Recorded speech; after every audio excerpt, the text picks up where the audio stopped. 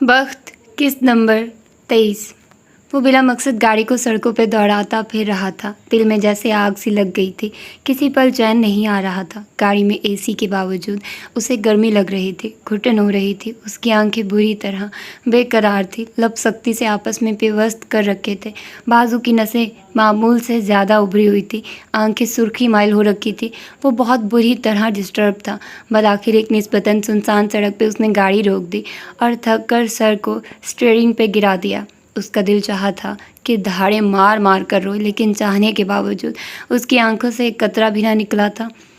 तुम वहाँ नहीं जाओगे उमर, वो हल्के से बुड़बड़ाया। तुमने सारी ज़िंदगी इसी तरह गुजारी, अब बाकी की ज़िंदगी भी गुजार लोगे। उसकी आवाज़ सरगोशी जैसी थी, लेकिन उस सरगोशी में बेबसी थी। प्लीज़ मत जाओ उमर, प्लीज़। वो अपनी मन्नत कर रहा था। वो बेबसी की इंतहा को पहुंचा हुआ था। मैंने कहा ना तुम नहीं जाओगे। अब के वो सीधा होकर बुरी तरह धाड़ा। 10 सालों में वो गुस्सा करना भूल चुका था। उसे अब अगर गुस्सा आता भी था तो वो कंट्रोल करना जानता था, लेकिन आज उसे खुद पे बेतरह गुस्सा आ रहा था। बेबसी महसूस हो रही थी। उसे एक तलब सी महसूस हो रही थी, जैसे अगर उसकी आंखों ने ज़रा देर और अपना पसंदीदा मंजर नहीं देखा तो उबल कर बाहर गिर पड़ेंगी। गुस्से से उसकी कनपटी की रग भड़कने लग गई थी। उसकी समाहतों में दूर कहीं नफीसा हयात की आवाज़ गूंजने लगी। 12 साला उमर उनके सामने बैठा था। फूले हुए गाल गुस्से से सुर्ख हो रहे थे। आंखें बंद करो उमर, वो उसे कह रही थी, और उमर ने ना चाहते हुए भी आंखें बंद कर ली। होंठ अभी तक भींच रखे थे। पढ़ो आऊज़ु बिल्लाहि मिनश्शैतानिर्रजीम, वो ज़ेरे लब बुड़बुड़ाया। जलती आंखों को जैसे सुकून मिला। दोबारा पढ़ो, वो औरत दोहरा रही थी, और वो बच्चा किस मातकद मुरीद की तरह किसी मौतकद मुरीद की तरह दोहरा रहा था। आऊज़ु बिल्लाहि मिनश्शैतानिर्रजीम, उस औरत ने एक बार फिर दोहराया। गाड़ी के निश्चित से टेक लगाए उमर ने कभी बेख्तियारी की कैफियत में दोहराया। आऊज़ु बिल्लाहि मिनश्शैतानिर्रजीम। अब की भिंची हुई मुट्ठी खुद ब खुद खुल गई। तने असाब ढीले पड़ने लगे। आऊज़ु बिल्लाहि मिनश्शैतानिर्रजीम से आंखों वाली मोहतबर औरत बढ़ती जा रही थी। गाड़ी में बैठा उमर हयात उसके पीछे पीछे दोहरा रहा था, जैसे वो उसके सामने बैठी हो। आऊज़ु बिल्लाहि मिनश्शैतानिर्रजीम। अब के जलते हुए दिल पे जैसे फुहार पड़ गई। उमर को लगा जैसे उसकी रूह तक पुरसुकून हो गई हो। उसने कंधे ढीले छोड़ दिए, सख्ती से बेबस लबों को आज़ाद किया। कनपटी की फड़कती रग अब थम चुकी थी। उमर का रोआ रोआ पुरसुकून हो गया था। अल्लाह ने उसे शैतान मरदूद के दिलाए गुस्से से पनाह दे दी थी। गुस्सा हराम है, और हमसे हराम काम कौन करवाता है? शैतान। और जिस दिन हमारा ईमान इस एक सतर पे हो गया, हमें किसी पीर बाबा की तावीज़ या लंबी लंबी आयात रटने की ज़रूरत नहीं होगी। दुनिया में गुस्से की वजह से होने वाले शर और फसाद ख़त्म हो जाएंगे। वो थोड़ी देर तक बैठा लंबे लंबे सांस लेता रहा, और फिर गाड़ी को एक ऐसी मंजिल की जानिब मोड़ दिया जहाँ वो 10 सालों में कहीं बाहर जाता रहा था। कभी गुस्से से तो कभी बेबसी से, कभी तलब के हाथों मजबूर होकर तो कभी फितरी मोहब्बत के हाथों मजबूर होकर। वो जिस जगह जा रहा था वो वाही जगह थी जहाँ उस इंसान के सारे जज्बात जाग जाते थे। गुस्सा, नाराज़गी, बेबसी, तलखी, महरूमी। यहाँ जाकर उमर हर बार एक नए जज्बे से आशिकार होता था। तकरीबन आधा घंटा ड्राइव करने के बाद वो एक फैंसी मर्दाना बुटीक के सामने खड़ा था। ग्लास वॉल से अंदर का सारा मंजर नज़र आता था। वो अपनी गाड़ी से उतर आया। शीशे के दरवाजे उसके आते ही खोले गए। वो खामोशी से अतराफ़ में देखता हुआ आगे आया। सर, मैं आपकी क्या मदद कर सकता हूँ? सेल्समैन ने शाइस्तगी से पूछा। उमर ने फ़िलहाल कुछ नहीं कहकर उसे एक तरफ कर दिया। वो कोई नया लड़का था जिसने उमर से ये सवाल किया था। अगर कोई पुराना वर्कर होता तो उमर को एक नज़र देखकर फिर अपने काम में मसरूफ़ हो जाता। वो जानते थे आदमी कभी भी यहाँ से कुछ ख़रीदने नहीं आता। वो बस यहाँ के हेड दर्जी को थोड़ी देर तक देखता रहता, और जब उस आदमी की नज़र उस पर पड़ती फिर या तो उमर फ़ौरन वहाँ से निकल जाता, या फिर उन दोनों के दरमियान एक बहुत बड़ा झगड़ा होता जिसमें उमर बोलता रहता और वो बूढ़ा आदमी नम आंखों से उसको सुनता जाता। वो मतलाशी नज़रों से यहाँ वहाँ देख रहा था। बस आखिर उसे अपने दाएं तरफ एक शीशे के छोटे से कैबिन में वो आदमी नज़र आ ही गया। उसके हाथों में दर्जियों वाला इंची टेप था। वो दराज कद था, बिल्कुल उमर की तरह। उसकी रंगत साफ थी, बिल्कुल उमर की तरह। उसकी नाक खड़ी थी, बिल्कुल उमर की तरह। उसके बाल घने थे, اس عمر میں بھی اتنے ہی گھنے، بالکل عمر کی طرح۔ اس کے کندھے چوڑے تھے لیکن جھکے ہوئے۔ یہ آدمی عمر جیسا ہو کر بھی اس کے جیسا نہیں تھا۔ اس کے بال قلموں سے سفید ہو گئے تھے، شیو ہلکی بڑھی ہوئی تھی۔ اس کا صاف رنگ سرخ و سفید رنگت میں بدل رہا تھا، سارے روایتی پٹھانوں کی طرح۔ اسے بھی ذرا ذرا سی باتوں پہ غصہ آ جاتا تھا۔ آدمی بے اختیار سے اس کو دیکھے گیا۔ اس آدمی کے سینے پہ ایک نیم پلیٹ لگی تھی، وحاج علی خان۔ عمر یہاں سے وہ نام نہیں دیکھ سکتا تھا۔ اس کے حلق میں کچھ اٹکا تھا، اس کی ٹانگیں لرزنے لگی تھی۔ تم اسے دیکھ چکے ہو، اب تمہیں جانا چاہیے، جاؤ عمر، اب جاؤ، وہ خود سے کہہ رہا تھا، خود کو جانے پہ مجبور کر رہا تھا۔ بوڑھا وحاج محض سا اپنے سامنے کھڑے لڑکے کے کوٹ کا ناپ لے رہا تھا۔ دفعتاً وہ رکا، اسے اپنے چہرے پہ کسی کی شناسا نظروں کا ارتکاز محسوس ہوا۔ اس نے ناپ چھوڑ کر مڑ کر دیکھا، اس نے نظریں اٹھا کر دیکھا، سامنے اس کا بیٹا کھڑا تھا، وہ اسی کی طرف دیکھ رہا تھا۔ وحاج کی آنکھوں میں بے شمار پانی ابھرنے لگا، وہ زخمی سا مسکرایا، اس کے دونوں گالوں میں گڑھے پڑے تھے۔ عمر بے اختیار اسے دیکھتا رہا، پلک جھپکے بغیر، سانس لیے بغیر۔ اسے لگا تھا وہ اپنا عکس دیکھ رہا ہے۔ وحاج بھی آنکھوں میں ہزار حسرتیں لیے اسے دیکھتا رہا، اس کی آنکھیں نم ہونے لگی تھی۔ وہ منظر مکمل تھا۔ اندھا ہے کیا؟ کب سے کھڑا کر رکھا ہے؟ ناپ لینی ہے یا جاؤں؟ اسی وقت سامنے کھڑے نوجوان نے ناراضگی سے اس بوڑھے آدمی کو دھکا سا دیا۔ وہ تنو من سا تھا، ذرا سا لڑکھڑایا لیکن گرا نہیں۔ اس نے نوجوان کو نہیں دیکھا، اس نے بے قرار ہو کر ایک بار پھر عمر کی جانب دیکھا۔ اسے ڈر تھا کہ کہیں یہ منظر کہیں کھو نہ جائے۔ عمر کی آنکھوں میں جیسے مرچیں بھر گئی۔ وہ بجلی کسی تیزی سے اندر کی طرف بڑھا، لڑکے کو کالر سے کھینچ کر اس کا رخ اپنی جانب موڑا اور اپنے فولادی ہاتھ کا ایک زوردار مکہ اس کے جبڑے پہ دے مارا۔ اس نوجوان کو لگا تھا جیسے اس کے جبڑے کی ساری رگیں تک ہل گئی ہوں۔ عمر نے اگلے لمحے اسے سنبھلنے کا موقع دیے بغیر ایسا ہی ایک مکہ اس کے پیٹ پہ دے مارا۔ وہ درد سے دوہرا ہو کر گر پڑا اور پھر سیدھا ہوتے ہوئے فوراً اٹھ کر باہر کی طرف بھاگا۔ عمر نے اسے پکڑنے کی کوشش نہیں کی، وہ باہر نکل کر بگتا جگتا آگے وہاں سے نکلتا چلا گیا۔ آس پاس کھڑے دوسرے لوگ بھی جمع ہو گئے تھے۔ تم ٹھیک ہو نا بیٹا؟ اس کی آواز اپنے بیٹے سے زیادہ خوبصورت تھی، فکر مند تھی۔ میری ماں پہ تو آپ کا ہاتھ بہت تیزی سے چلتا تھا، یہاں کیا ہو گیا؟ کیا ہاتھوں میں وہ جان نہیں رہی یا پھر نوکری کے چھوٹ جانے کا خوف تھا؟ وہ ان کے قریب کھڑا تلخی سے کہہ رہا تھا، البتہ اس کی آواز بلند نہیں تھی۔ جواب میں وحاج نے کچھ کہنا چاہا لیکن عمر مڑ گیا۔ وہ اب مزید اس آدمی کو نہیں سن سکتا تھا۔ عمر میری بات سنو بیٹے، رک جاؤ۔ وہ اس کے پیچھے آیا تھا۔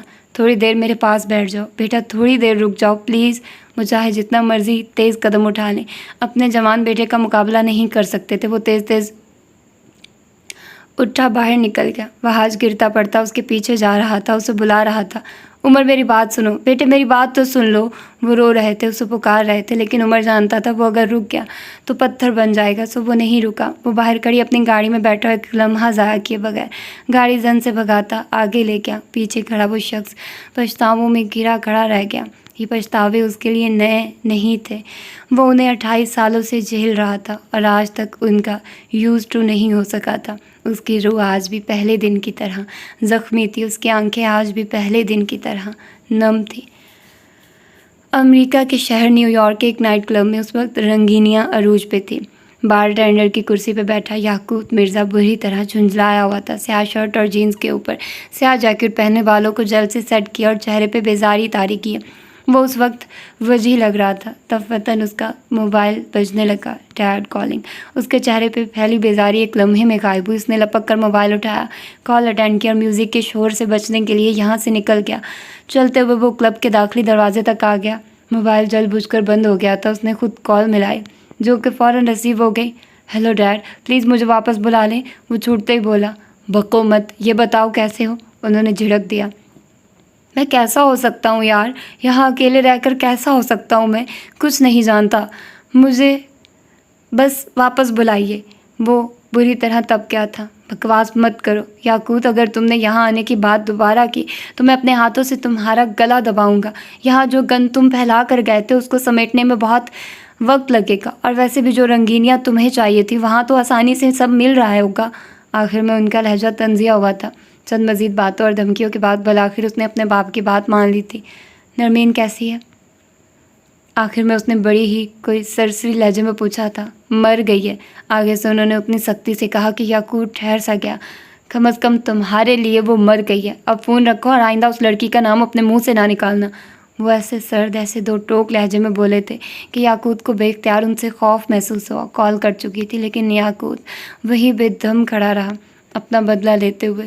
وہ اپنی آزادی کھو چکا تھا۔ کیا تم ٹھیک ہو؟ یہ وہ پہلا سوال تھا جو ہارون نے عمر کو دیکھتے ہوئے پوچھا تھا۔ اگر نہیں بھی ہوا تو کم از کم تمہیں نہیں بتاؤں گا، وہ تلخی سے کہتا گرم گرم کافی کو اپنے اندر انڈیلنے لگا۔ وہ دونوں ہی چھوٹے سے کیفے میں بیٹھے تھے۔ سفیر کے ساتھ یہ تم نے کیا ہے نا؟ کتا جب گھر کے اندر آنے لگے تو اس کو پٹا باندھ کر باہر باندھا جاتا ہے تاکہ اسے یاد رہے کہ وہ کتا ہے، لیکن تم نے اسے اتنے گھٹیا کیس میں کیوں پھنسایا؟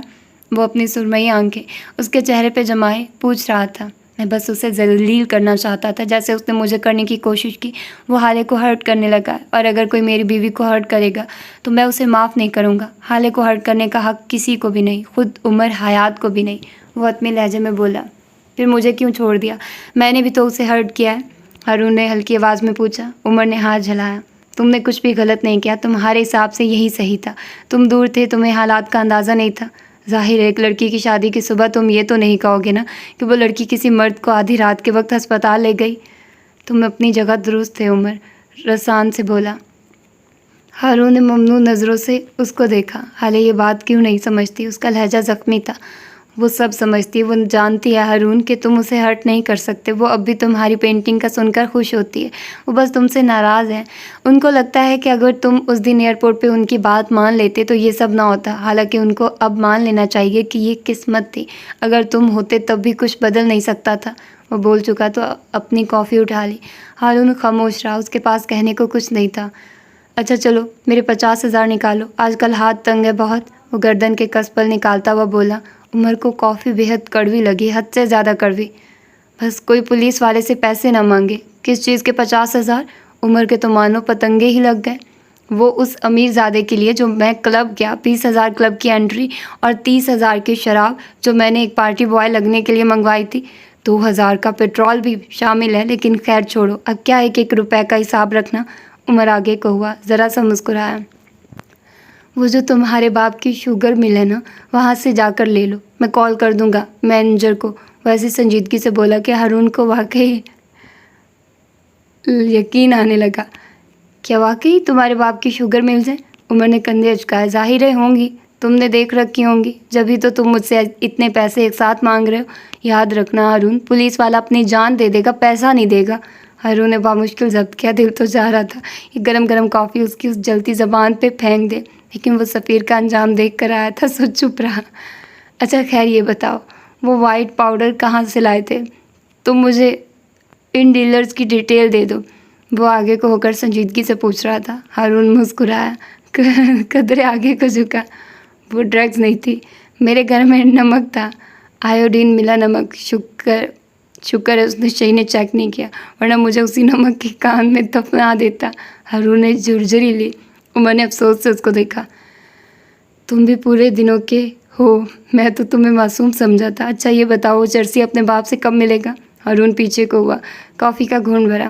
وہ کیوں ملے گا اپنے باپ سے؟ اس نے سکون سے پوچھا۔ عمر کا دماغ بھگ سے اڑا۔ تمہیں وہاں کیوں بھیجا تھا؟ تاکہ تم اس کے اور اس کے باپ کے درمیان تعلقات کو درست کرو۔ تم کیا کر کے آئے ہو؟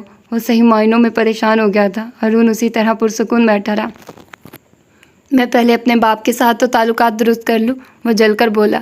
دیکھو عمر، میں جس کام میں اچھا ہوں وہ کر آیا ہوں۔ اب وہ لڑکا ڈرگز نہیں لے گا، اور اب چاہے وہ لڑکی خود بھی اس کے پاس چل کر آئے تو وہ اسے قبول نہیں کرے گا۔ آج سے وہ اپنی تلاش کے سفر میں نکل جائے گا۔ اچھا اپنی تلاش؟ جی بالکل، میں نے تو آپ سے یہی کہا تھا نا کہ اس لڑکے کو ہمالیہ کی پہاڑیوں پہ تبلیغ کرنے کے لیے چھوڑ آؤ۔ عمر نے اس کی بات کاٹی، وہ سخت بیزار لگتا تھا۔ ہارون نے دان پہ دان جما کر ایک بار پھر ضبط کیا۔ ماں باپ بچے کی بھلائی میں خوش ہوتے ہیں، اس کا باپ بھی اسے موو آن کرتے دیکھ خوش ہوگا۔ رہی بات اس کے تعلقات اپنے باپ کے ساتھ درست کرنے کی، تو یہ کام مجھے نہیں آتا۔ مجھے جو آتا تھا وہ کر آیا ہوں، اور اس کا باپ کوئی مفتی نہیں تھا۔ کالے کرتوتوں کے نتائج تو بھگتنے پڑے کہ نا۔ سارے پاگلوں نے میرے ہی گلے پڑنا تھا کیا؟ وہ سخت کبیدہ خاطر لگ رہا تھا۔ میرے پاس تمہارے لیے کچھ ہے، پرور فہیم کی ملاقات کا ثبوت۔ عمر کرنٹ کھا کر سیدھا ہوا، چہرے پہ بے یقینی پھیل گئی۔ ہارون موبائل پہ انگلیاں چلا رہا تھا، پھر ایک جگہ رک کر اس نے موبائل عمر کے سامنے کیا۔ عمر نے جھٹ کراس کے چپٹ کر اس کے ہاتھ سے موبائل لے لیا۔ وہ ایک انسٹاگرام سے لی گئی تصویر کا اسکرین شاٹ تھا۔ اس تصویر میں فروا اپنے کسی دوست کے ساتھ کھڑی تھی۔ نہ وہ تصویر قابل غور تھی، نہ فروا کی مسکراہٹ، اور نہ ان کی وہ غیر ملکی دوست۔ اس تصویر میں قابل غور 15 اپریل کی تاریخ تھی۔ اس تصویر میں قابل غور وہ ہوٹل کا نام تھا جہاں وہ دونوں کھڑی تھی، دا پرل اسٹون۔ عمر ششدر رہ گیا۔ یہ اس سنیم جی نامی کیفے سے چند قدم ہی دور تھا۔ اس نے چیک کیوں نہیں کیا؟ کیا وہ اتنا بیکار ہو گیا ہے؟ کیا وہ اتنا اندھا، اتنا کم عقل ہو گیا ہے؟ یہ پاکستان کی سب سے مشہور ہوٹل چین ہے۔ ہارون عمر کے سفید پڑتے چہرے کو دیکھتے ہوئے کہنے لگا، تم یہی سوچ رہے ہوگے کہ تم نے اس جگہ کو چیک کیوں نہیں کیا؟ عمر نے جواب نہیں دیا، وہ بس شل سا بیٹھا رہا۔ کیونکہ تم نے صرف اور صرف فہیم مرزا کے ہوٹلز چیک کیے۔ تم نے فروا اور فہیم کی ملاقات کو بس فہیم کے ہی کسی ہوٹل میں ہی امیجن کر لیا۔ تم نے اس شہر کا کوئی کیفے، کوئی ریسٹورانٹ، کوئی ہوٹل یا فہیم کا نہیں تھا، اسے چیک ہی نہیں کیا۔ عمر کو اس کی آواز نہیں آ رہی تھی، اس کے کانوں میں کوئی اور آواز گونج رہی تھی۔ عمر سر، میں آپ کو بتا رہا ہوں، میں نے فہیم مرزا کے ایک ہوٹل کا CCTV چیک کروایا، لیکن اس پورے مہینے یہ عورت یہاں آئی ہی نہیں۔ تم رنگوں کی زبان جانتے ہو؟ اس نے ہارون کو کہتے سنا۔ عمر کچھ نہیں بولا، اس کے پاس کہنے کو بہت کچھ تھا۔ وہ کہنا چاہتا تھا، رنگوں کی زبان؟ What naan sense! لیکن زبان جیسے تالوں سے چپک گئی تھی۔ سبز رنگ کریٹیوٹی کا رنگ ہوتا ہے۔ اسی طرح اگر سبز رنگ کو گہرا سبز کر دو تو یہ جلن اور حسد کا رنگ بن جاتا ہے۔ عمر کی آنکھوں کے آگے کوئی اور منظر تھا۔ وہ دونوں ایک ورک شاپس کی دکانوں سے بھرے ہوئے سڑک پہ گاڑی کے اندر بیٹھے تھا۔ عمر اپنے موبائل پہ لوکیشن ڈالی اور اپنی لوکیشن کے آس پاس ایک بار پھر فہیم مرزا کا کوئی ہوٹل ڈھونڈنے لگا۔ نیلا رنگ اداسی کا رنگ ہوتا ہے۔ وہ اس کی زبان سے بس اداس باتیں نکلتی ہیں۔ اگر نیلے رنگ کو زیادہ گہرا کر دو تو وہ مسلسل جاری رہنے والے غم کی بات کرتا ہے۔ اس کی آنکھوں کے سامنے اب ہسپتال کے بیڈ پہ لیٹے میراث سلطان تھا۔ تو کیا تم جانتے ہو عمر، یہ سب کس نے کیا ہے؟ فہیم مرزا نے، اور اس نے یہ سب مسز شمس کے کہنے پہ کیا۔ تم ایسا کیسے کہہ سکتے ہو؟ کیا تمہارے پاس کوئی ثبوت ہے؟ سیاہ رنگ طاقت کا رنگ ہوتا ہے، جنون کا رنگ ہوتا ہے، پیشن ایمبیشن کا رنگ ہوتا ہے، عمر انتقام کو جنون مت بناؤ، فکر مند سا سردار کہہ رہا تھا۔ میں تمہیں جنون کی بھینٹ چڑھنے نہیں دے سکتا، میرے لیے تم اہم ہو، صرف تم۔ سرخ رنگ یہ انتقام کا رنگ ہوتا ہے، خون کا رنگ، بدلے کا رنگ۔ یہ رنگ جب آپ کی آنکھوں کے سامنے آ جاتا ہے تو بہت عرصے تک کوئی دوسرا رنگ نظر نہیں آتا۔ یہ رنگ اپنی بات کرواتا ہے، یہ انسان کی آنکھوں کے آگے گھومتا رہتا ہے۔ سرخ جوڑا ہو، سرخ برتن ہو، سرخ عمارت ہو یا پھر سرخ خون، سرمئی آنکھوں والا لڑکا کہہ رہا تھا، اور عمر سانس روکے سن رہا تھا۔ تم نے انتقام کو جنون بنا لیا، تم نے آنکھوں کے آگے سرخ رنگ رکھ لیا، تم نے صرف ایک رنگ کی سنی، پھر باقی سارے رنگوں نے بولنا چھوڑ دیا، انہوں نے منہ سی لیے۔ رنگ بہت پوزیسو ہوتے ہیں، اگر تم ان کو وہ توجہ نہیں دو گے جو کہ وہ ڈیزرو کرتے ہیں تو پھر وہ روٹھ جاتے ہیں۔ تم نے رنگوں کو خود سے ناراض کر دیا ہے۔ اپنی آنکھوں کے آگے سے سرخ رنگ کی پٹی ہٹاؤ، اپنے سامنے باقی رنگوں کو بولنے دو، ورنہ سرخ رنگ تمہاری رگوں میں سرایت کر جائے گا، اور تمہاری رگوں میں پہلے سے ایک سرخ رنگ موجود ہے۔ اگر دنیا میں ایک جیسی چیزیں دو ہو جائے تو ایک کو ختم کر لینا چاہیے۔ اب تم سوچو عمر، تم خود کو ختم کرو گے یا پھر اس انتقام کے رنگ کو؟ تمہیں یہ تصویر کہاں سے ملی؟ کافی دیر بعد عمر نے سوال کیا تھا۔ جواب میں ہارون نے کل فروا کے ساتھ ہونے والی اپنی ملاقات کا سارا احوال سنا دیا۔ تم نے اس بوڑھی فتنہ کے ماتھے پہ گن رکھ دی؟ Bravo Haroon, Bravo! آج تو تم نے میرا دل جیت لیا۔ کیا تھا جو ٹریگر بھی دبا دیتے؟ ایک عذاب سے تو جان چھوٹ جاتی۔ آخر میں وہ ذرا افسوس سے بولا تھا، جبکہ ٹریگر کے نام پہ ہارون کو کچھ یاد آیا تھا۔ میں ضرور ٹریگر دبا دیتا عمر، اگر اس پستول میں گولیاں ہوتی۔ تم نے مجھے خالی پستول دیا تھا، تمہیں میرے ساتھ اسکیم کرتے ہوئے شرم نہیں آئی؟ عمر نے ڈٹھائی سے سر کھجایا۔ ہاں، تمہیں پستول میں گولیاں ڈال کر دیتا تاکہ تم اس کو مار دو اور مقدمہ مجھ پہ چلے۔ تمہارا باپ تو تمہیں چھڑا لے گا، مجھے چھڑانے کون آئے گا؟ وہ جلے کٹے انداز میں بولا۔ تمہارا باپ؟ ہارون نے فوراً جواب دیا۔ تمہیں بچانے تمہارا باپ آئے گا؟ عمر کے تاثرات بدل گئے، مٹھی ایک بار پھر بھینچ گئی ماتھے پہ، پھر سلوٹوں کا جال سا بچھ گیا۔ تم نے بتایا نہیں، تمہیں یہ تصویر کہاں سے ملی؟ اس نے بات بدل دیا۔ ہارون سمجھ گیا وہ اس بارے میں بات نہیں کرنا چاہتا۔ میں نے فروا آنٹی کا موبائل اٹھا لیا تھا، پھر میں نے جب سارا موبائل چیک کیا تو مجھے یہ تصویر ملی۔ میں نے اس عورت کا انسٹاگرام چیک کیا اور وہاں سے مجھے فروا اور اس عورت کی باقی تصاویر مل گئی۔ لیکن کیا ثبوت ہے کہ فروا فہیم سے ملنے گئی تھی؟ وہ اپنی اسی غیر ملکی دوست سے ملنے بھی تو جا سکتی ہے۔ عمر اب کے مشکوک ہوا۔ ہارون آگے کو ہوا۔ میں نے ہوٹل کی فوٹیج نکلوائی ہے، جس سویٹ میں فروا گئی تھی اس سویٹ میں تھوڑی دیر بعد فہیم مرزا بھی گیا تھا۔ اس نے بولتے ہوئے موبائل پہ انگلیاں چلاتے ہوئے ایک فوٹیج عمر کے سامنے رکھی۔ وہ بغور اس ویڈیو کو دیکھے گیا۔ ہارون نے کہنا جاری رکھا، اس کے ساتھ وہ سنہری آنکھوں والا لڑکا بھی تھا۔ کیا نام ہے اس کا؟ اس نے ذہن پہ زور دینا چاہا۔ ہانو، یہی نام ہے اس کا۔ میں جانتا ہوں، اس کو حالے بھی جانتی ہے۔ وہ فہیم کے بیٹے کا گارجین ہے۔ اس کے بیٹے کا نام یاقوت مرزا ہے۔ حالے اور یاقوت ایک بار شاپنگ مال میں الجھ پڑے تھے، مجھے سب یاد ہے۔ اگر تم میرے اغوا میں شامل نہیں بھی ہو تو میں تمہاری دشمنی کی زد میں آئی ہوں۔ کیا ہوا اگر وہ جان لے کہ وہ اپنی دشمنی کی زد میں آئی ہے؟ وہ بتا رہا تھا اور عمر آنکھیں چھوٹی کیے سنے جا رہا تھا۔ نہ میرا ڈرائیور ڈسٹریکشن تھا، نہ فروا نے میری سم کے ذریعے مجھے استعمال کیا۔ اس پہیلی کو سلجھانے میں اتنا وقت صرف اس لیے لگا کیونکہ تم اس پہیلی میں خود کو شامل کیے ہوئے تھے۔ تم نے اپنے دماغ پہ زیادہ زور دے رکھا تھا۔ تم اس کیس کو عمر حیات بن کر حل کر رہے تھے، حالانکہ فروا کے پلان میں تم تھے ہی نہیں۔ تمہیں خود کو باہر نکال کر ایک سوچنا تھا۔ فروا کسی کو بھی پھنسا نہیں رہی تھی، وہ بس محتاط تھی، اس لیے اس نے میری سم اور میرا ڈرائیور استعمال کیا۔ وہ اس کیفے میں ہی جانے والی تھی، لیکن مہر سے ملنے ہوٹل اسے قریب پڑتا تھا، وہاں جانا اس کے لیے کوئی دقت کی بات نہیں تھی۔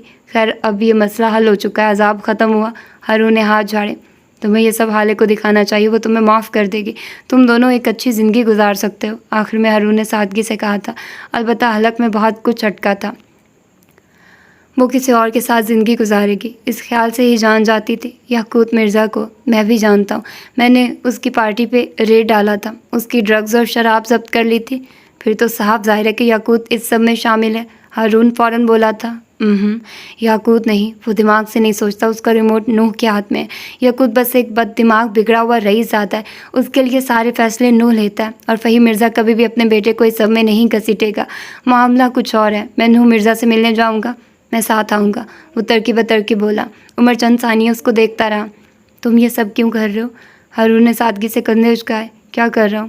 عمر نے اس کے چہرے کو دیکھتے ہوئے اس کا موبائل اس کے سامنے کیا۔ یہ فوٹیج تمہیں رات کے 3 بجے موصول ہوئی ہے، مطلب تم ساری رات خوار رہے ہو۔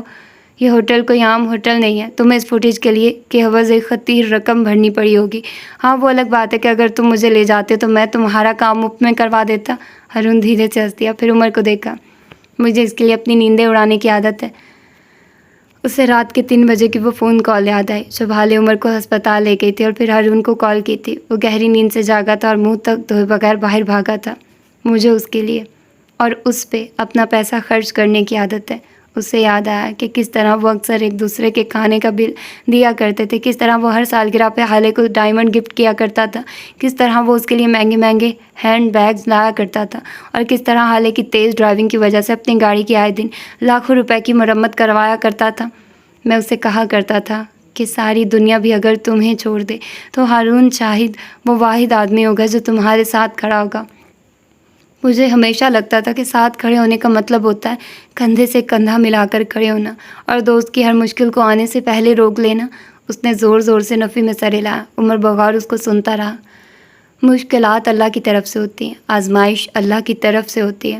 انسان مشکل کو آنے سے روک نہیں سکتا، لیکن اس مشکل کے بعد درست فیصلے لے سکتا ہے، خود کو زیادہ نقصان سے بچا سکتا ہے، اپنے عزیز اپنے دوستوں کو صحیح مشورہ یا مدد دے سکتا ہے۔ میں وہی کر رہا ہوں۔ وہ میرے مشورے نہیں سنے گی، لیکن میں اس کی مدد کر سکتا ہوں، اور میں کر رہا ہوں جتنا مجھ سے ہو سکتا ہے۔ میں اس کے لیے سب کروں گا، کیونکہ اگر ساری دنیا بھی اسے چھوڑ دے تو ہارون شاہد اس کے ساتھ کھڑا ہوگا۔ انہیں بتا تو دو، کریڈٹ لو، تم نے اس کے لیے اتنا سب کیا، اتنا وقت پیسہ توانائی خرچ کی، اور سب سے زیادہ تم اس بوڑھی فتنہ کی نظر میں آ گئے ہو۔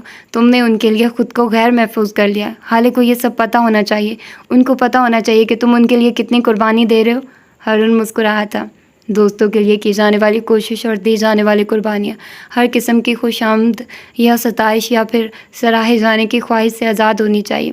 قربانیوں کا فخریہ ذکر ان کو بے توقیر کر دیتا ہے۔ محفل میں سنائی جانے والی قربانی پھر برہنہ ہو جاتی ہے، اس کی کوئی عزت نہیں رہتی۔ آپ نے اپنے دوست کے لیے جو کچھ بھی کیا وہ آپ کا فرض اور دوست کا حق تھا۔ دوست جانتا ہے تو ٹھیک ہے، اور اگر نہیں جانتا تو بھی ٹھیک ہے۔ آپ نے دوست کی مدد دوستی کی خاطر کی تھی، سراہے جانے کے لیے نہیں۔ وہ بول کر خاموش ہو گیا۔ عمر اٹھ کھڑا ہوا، والیٹ سے چند نوٹ نکال کر میز پہ رکھے۔ ہارون اس کو دیکھتا رہا۔ کل شاہتاج کبیر کے گھر جانا ہے، تیار ہونا۔ عمر نے محض اسبات میں سر ہلا دیا، پھر رکا، قدرے جھکا اور آواز ہلکی کر لی۔ کل اس کے گھر تقریب ہے اور تقاریب میں گھر کے قیمتی سامان کسی محفوظ جگہ چھپا دیے جاتے ہیں۔ مجھے ان کی کمزوری چاہیے، اس لیے میں کل سے پہلے آج ان کے گھر جاؤں گا۔ وہ سیدھا ہو گیا۔ ہارون بس اس کو دیکھتا رہا، پھر وہ اس کی تقلید میں اٹھ کھڑا ہوا، میز کی ایک طرف سے گھوم کر آیا اور عمر کے سامنے آ کر کھڑا ہوا۔ تمہیں اگر ان کے گھر کا راز چاہیے تو ان کا سب سے پرانا ملازم خریدو۔ امیروں کے گھروں کے ملازمین کے سینوں میں کہیں راز دفن ہوتے ہیں۔ سب سے پرانا ملازم سب سے زیادہ وفادار ہوتا ہے، وہ کیوں بکے گا؟ عمر کے ابرو استفہامیہ انداز میں اٹھے۔ ہارون دل کھول کر مسکرایا۔ وفادار ہی تو بکتا ہے، خریدنے کی چیز تو وفاداری ہی ہوتی ہے۔ جو دھوکے باز ہوگا اس سے کیا خریدو گے؟ وائے دھوکہ، تمہیں کیسے پتا؟ عمر متعجب ہوا۔ میں عمر حیات نہیں ہوں، لیکن کافی کچھ ہے جو مجھے بھی پتا ہوتا ہے۔ اصل میں ہم امیر ہیں نا، ساری زندگی آگے پیچھے ملازم دیکھے، اتنا تو ہمیں پتہ ہی ہوتا ہے۔